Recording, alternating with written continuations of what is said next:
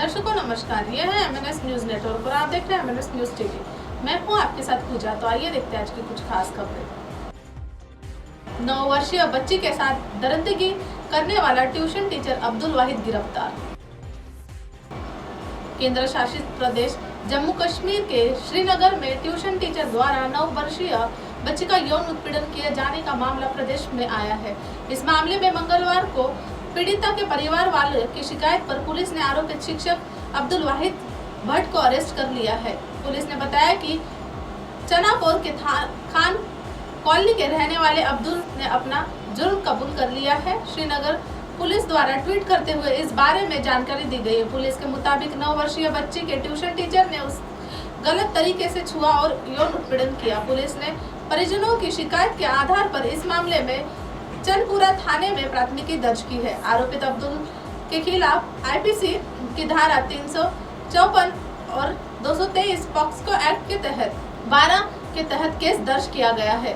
बता दें कि प्रदेश की पूंछ जिले में मेंढर से भी गत माह इस प्रदेश एक मामला सामने आया है। मेंढर सब डिवीजन के बालकोट धार घरेलू मीडियम स्कूल के एक सरकारी शिक्षक मोहम्मद ताज नियाजी पर 2 छात्राओं के यौन उत्पीड़न का इल्जाम लगाया, जिसके बाद उसे सस्पेंड कर दिया और अरेस्ट किया गया। रिपोर्ट के मुताबिक बालकोट खंड शिक्षा अधिकारी नजीर अहमद के स्कूल के औचक निरीक्षण के दौरान रोती चिल्लाती छात्रा उनके टीचर मोहम्मद ताज नियाजी की शिकायत की है। मामले की गंभीरता को देखते हुए आरोपित टीचर को तत्काल सस्पेंड करके आगे की कार्रवाई की जाने वाली है। नियाजी के खिलाफ पॉक्सो एक्ट के तहत धाराओं में केस दर्ज कर लिया गया है।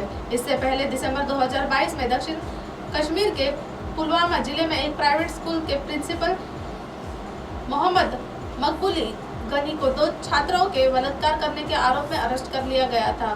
मकबूल पर काकापुर इलाके के निवासी 2 नाबालिग बहनों ने दुष्कर्म का आरोप लगाया था। अक्टूबर 2022 में शोपिया एक कोर्ट के आरोपित मकबूल के बलात्कार का दोषी पाते हुए 20 वर्षों की कैद और 10 लाख का जुर्माने की सजा सुनाई थी।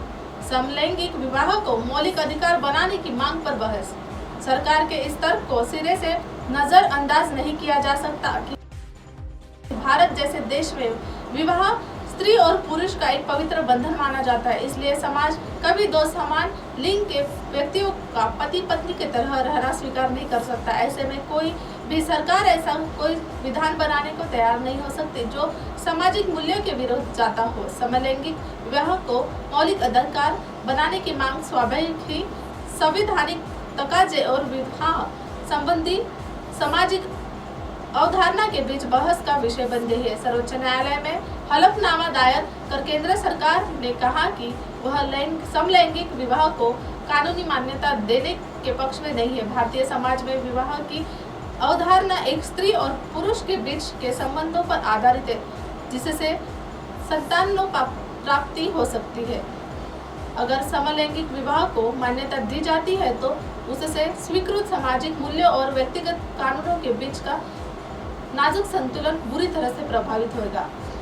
एक समलैंगिक जोड़े ने सर्वोच्च न्यायालय में अपने विवाह को मान्यता देने की गुहार लगाई थी, जिस पर अदालत ने सरकार से जवाब मांगा था। उसी संबंध में केंद्र का ताजा जवाब आया है। हालांकि समलैंगिक विवाह को मान्यता देने सभी कई याचिकाएं दिल्ली उच्च न्यायालय और दूसरी अदालतों में लंबित है। इसी तरह सर्वोच्च न्यायालय में उठे मामले में भी जो भी फैसला आएगा वह तमाम ऐसी याचिकाओं में मिसाल बनेगा। केंद्र के हलफनामे के बाद सर्वोच्च न्यायालय ने इस मामले पर विचार के लिए संविधान पीठ का गठन कर दिया है, जो इससे संबंधित संवैधानिक पहलुओं पर विचार करने के बाद किसी निर्णय पर पहुंच सकती थी।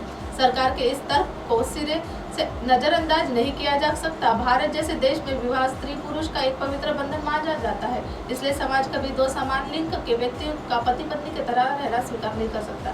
ऐसे में कोई भी सरकार ऐसा कोई विधान बनाने को तैयार नहीं हो सकती जो सामाजिक मूल्यों के विरुद्ध जाता हो। मगर सवाल यह है कि समाज खुद बदलती स्थितियों के मुताबिक अपने मूल्यों में बदलाव करता रहता है, तो कानून में लचीलापन लाने से क्यों परहेज होना चाहिए। दुनिया के करीब 30 देशों में समलैंगिक विवाह को मान्यता प्राप्त है, पर वहाँ भी लंबे संघर्षों के बाद ही समलैंगिक को यह अधिकार मिल सका।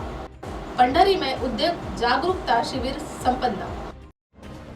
आम नागरिक उद्योग स्थापित करने में सक्षम हो, युवाओं विशेषकर महिला को सरकार की विभिन्न योजनाओं की जानकारी दी जाए। इस उद्देश्य के लिए आरबीआई के युवा क्षेत्रीय संगठन सचिव दीपक चंदन शिव, सूक्ष्म लघु और मध्यम उद्यम मंत्रालय, भारत सरकार, खादी और ग्रामोद्योग आयोग और रामदास अठवले युवा मंच सोलापुर जिले ने एक उद्योग जागरूकता शिविर का आयोजन किया। प्रधानमंत्री रोजगार सृजन कार्यक्रम के तहत दिनांक मंगल कार्यालय संगोला रोड पंढरपुर में किया गया। कार्यक्रम का उद्घाटन शिवाजी सावंत का उद्घाटन शिवसेना संपर्क प्रमुख भैरवनाथ शुगर ने किया है। अब आप हमारे चैनल को आपके मोबाइल पर भी देख सकते हैं। मोबाइल ऐप पर देखने के लिए प्ले स्टोर से MNS news TV apps download करें। इंस्टा, लिंक, ट्विटर, हाईकूक, फेसबुक और कई सोशल मीडिया के प्लेटफॉर्म पर हमारा चैनल उपलब्ध है। आप इसे यूट्यूब पर भी देख सकते हैं। आप हमारे चैनल को लाइव भी देख सकते हैं www.mnsnewstv.com पर। फिलहाल वक्त हो चला है दर्शकों ब्रेक का। ब्रेक से लौटने के बाद देखिएगा देश और दुनिया की तमाम खबरें। बने रहिए MNS न्यूज़ पर। नमस्कार।